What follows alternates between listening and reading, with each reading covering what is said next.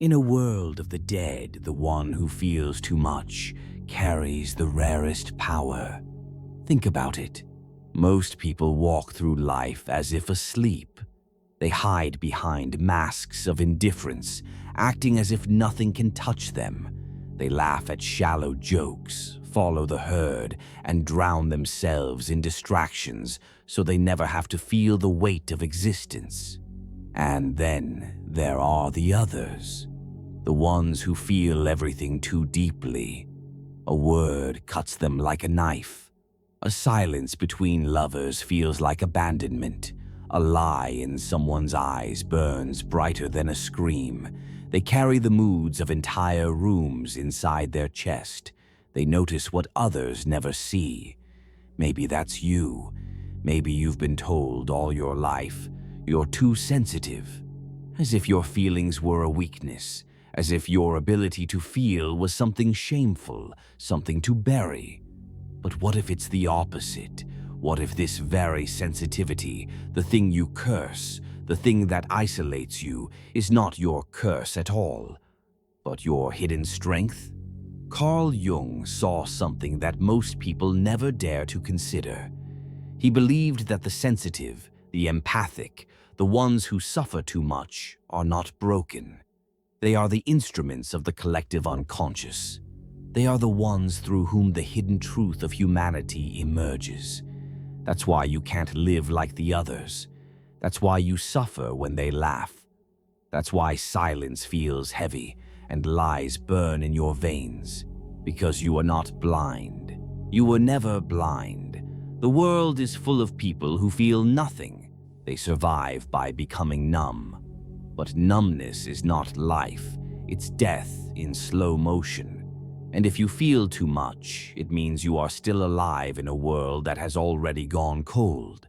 So let me ask you, if your sensitivity is destroying you, what if it could also save you? What if what you see as weakness is the very power that makes you rare? Because here's the truth. Those who feel too much are the only ones capable of breaking the illusion of this dead society. But that path is not easy. It will hurt you, burn you, break you. But in the fire, something stronger emerges, and that's what we will uncover in this journey. Not the cheap comfort they sell you, not the cliché that sensitivity is a gift, but the brutal, hidden reality. Why your pain is not meaningless, and how it can become the very force that lifts you above the world of shadows. Stay with me, because what you're about to discover is something most people will never dare to see. We live in a world that worships the strong mask and despises the open wound. From childhood, you are told to toughen up, don't cry, don't take things so personally.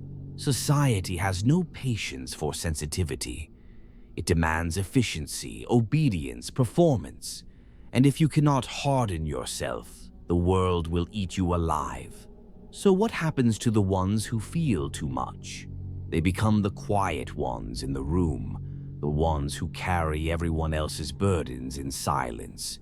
They notice when something is wrong, but nobody listens. They sense when someone is lying, but are told to stop overreacting. Their gift becomes their prison. And this is not just about emotions. It's about survival. Because in a society where numbness is celebrated, sensitivity is a crime. The masses protect themselves by rejecting those who see too much.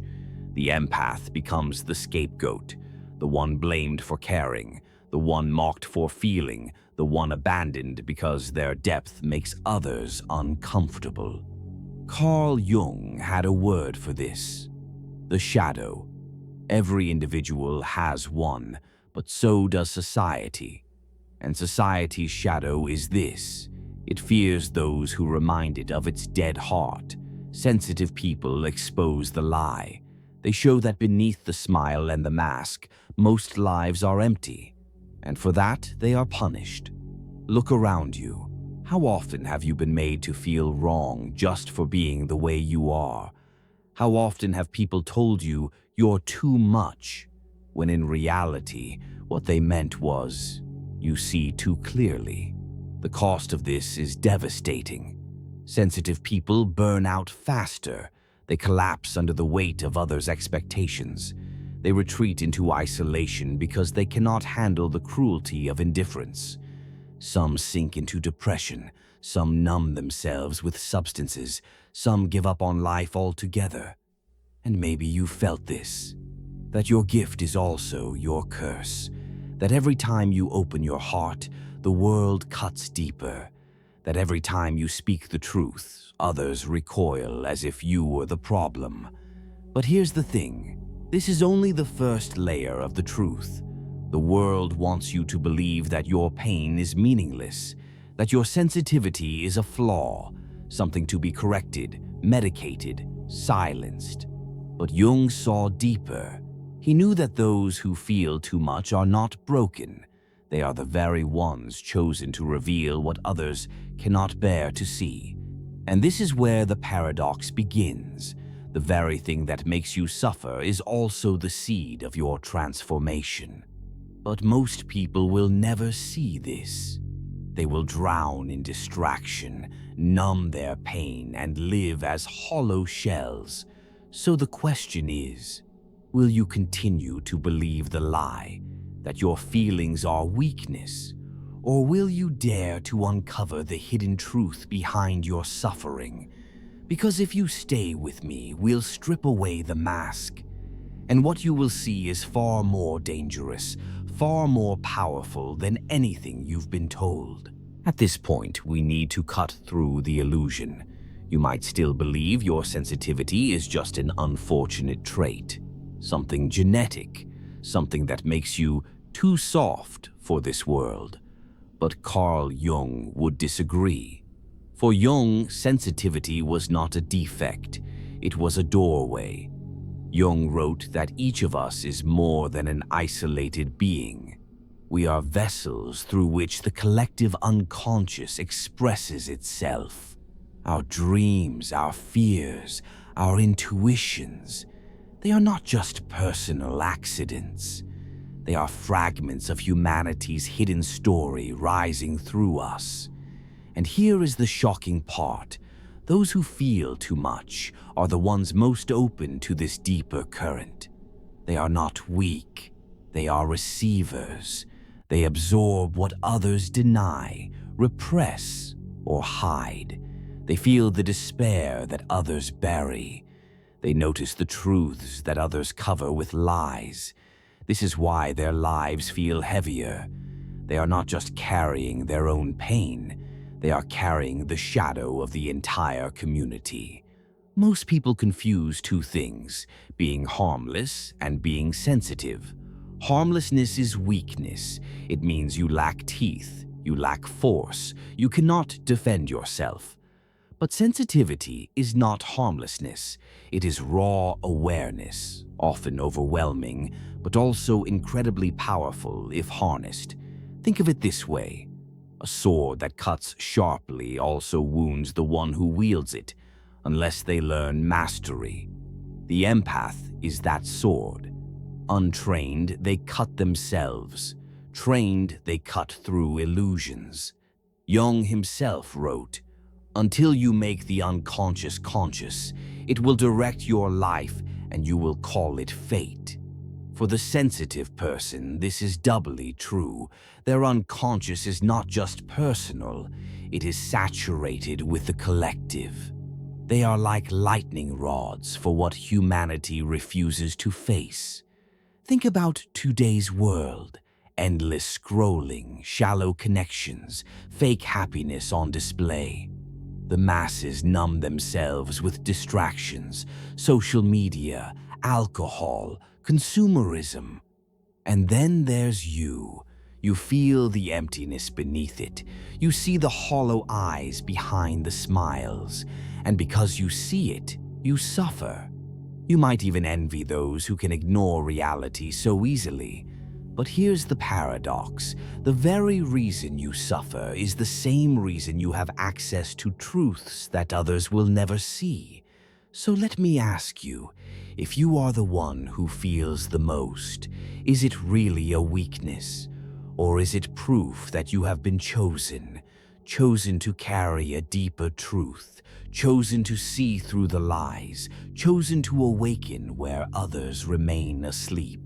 Stay with me, because in the next part I'll show you exactly how this truth plays out in real life, through relationships, families, and entire societies.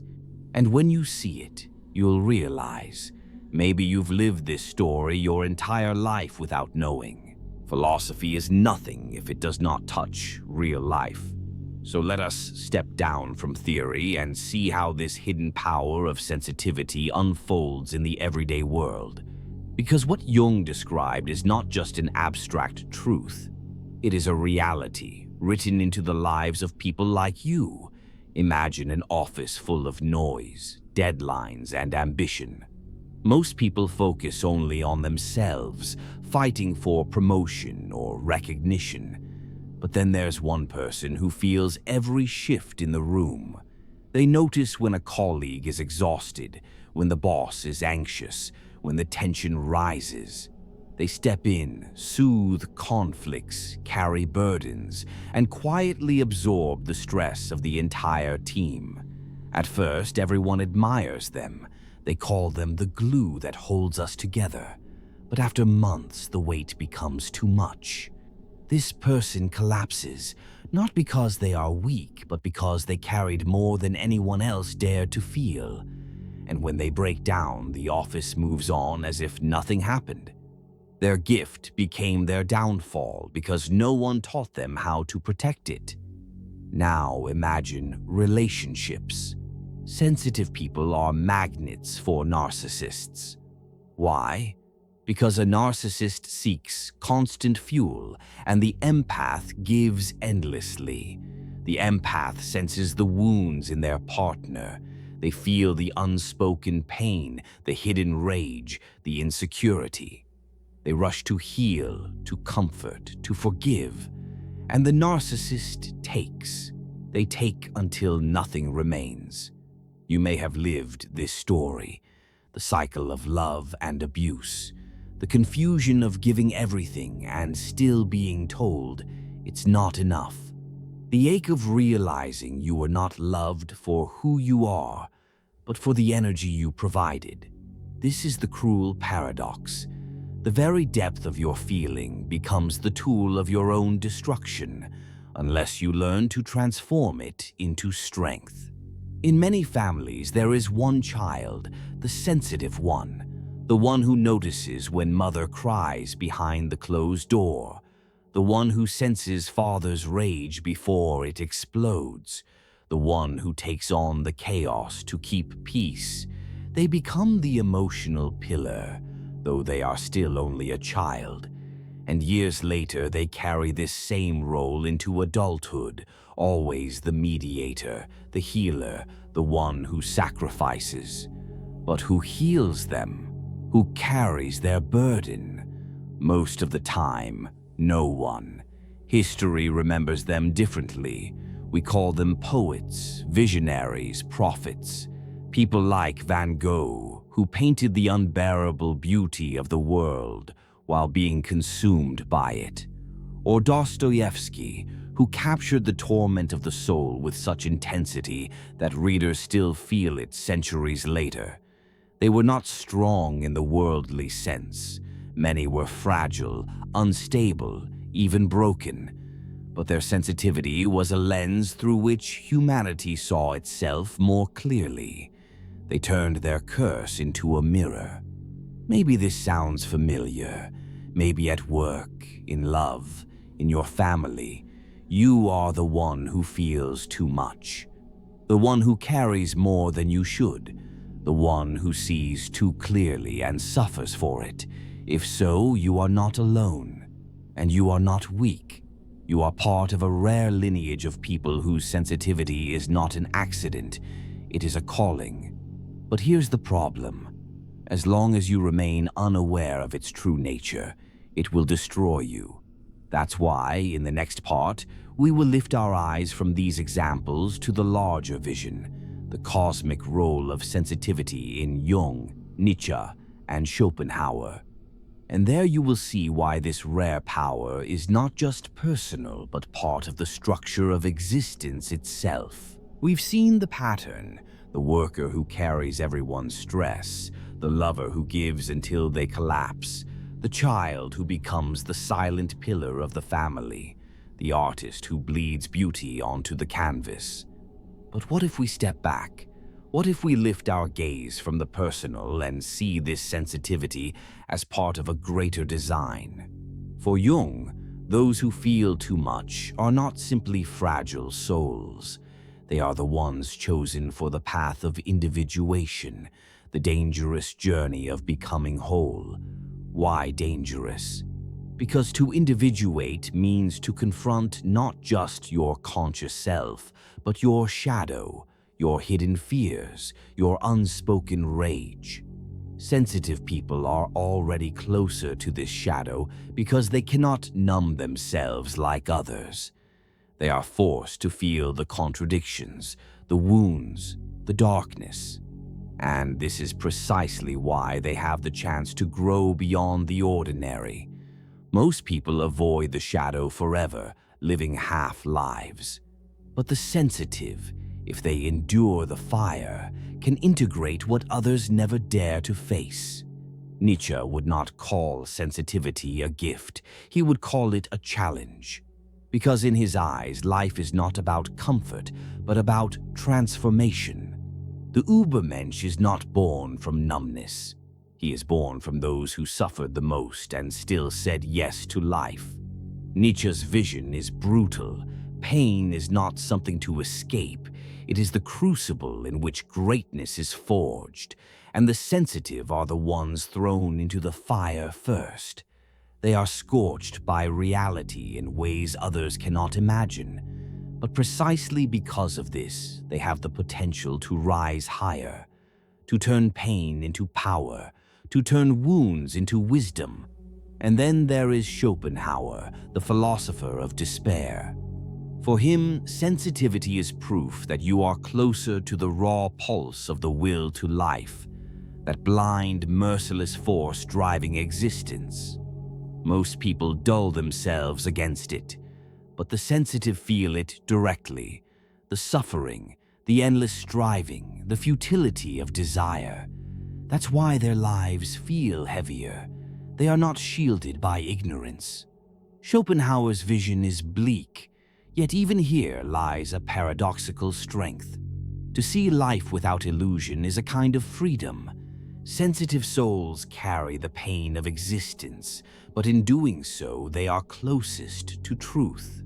So here is the larger vision. Jung says you are forced toward individuation, toward becoming whole. Nietzsche says your suffering can make you strong if you embrace it. Schopenhauer says your pain is the truth of existence itself. Together, they reveal something extraordinary. Sensitivity is not weakness, it is destiny. It marks you as one who must walk a path most will never dare, a path through shadow, through fire, through despair, toward a form of strength and clarity that numb souls will never know. But be warned, this is not a path for everyone. Most people will continue to numb themselves, to hide in distraction, to laugh at shallow things. They will never face what you feel every day. And that is why you must ask yourself, will you continue to curse your sensitivity, or will you recognize it as the sign that you were meant for something more?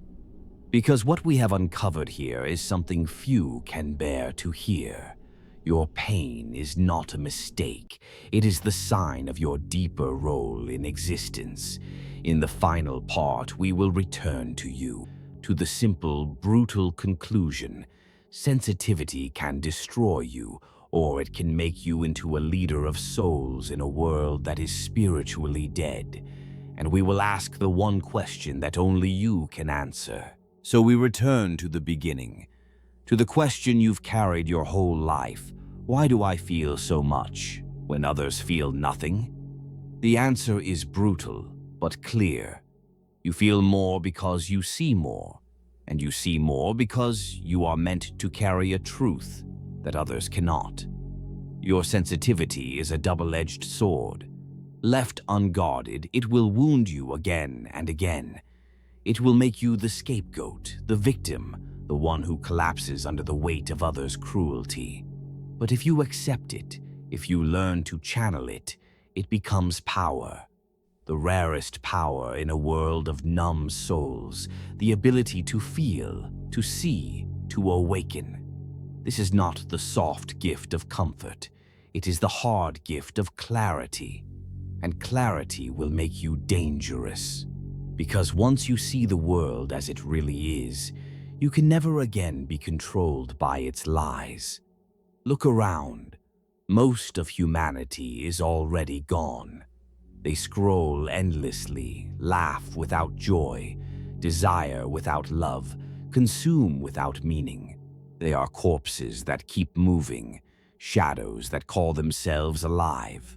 But you, because you feel too much, you are proof that life still burns, and that burning comes with responsibility. You can smother it, join the dead, and numb yourself forever. Or you can fan it into flame and become the one who carries light in the darkness. Do not mistake me, this is not a destiny for everyone. Most people cannot bear the burden of sensitivity. They call it weakness, medicate it, silence it, hide it. But if you are still here, listening, it means you are one of the rare few who can bear it. And that rarity is not an accident. It is a calling. Your pain is not meaningless. It is the sign that you were chosen for a higher path. So now the question is yours. Will you keep cursing your sensitivity, letting it destroy you? Or will you embrace it as the rare power that makes you alive in a world of shadows? Because once you decide, nothing will ever be the same again. But know this, sensitivity alone is not enough. To survive in this world, to rise above it, you must go further. Nietzsche warned us. To live with open eyes and an open heart is not safe. If you are sensitive but harmless, the world will devour you. To endure, to lead, you must become dangerous. And that is where we go next. In the next video, we will uncover why Nietzsche believed that the one who feels must also become the one who can fight. Why sensitivity without strength is a curse, and why the future belongs only to those who dare to carry both.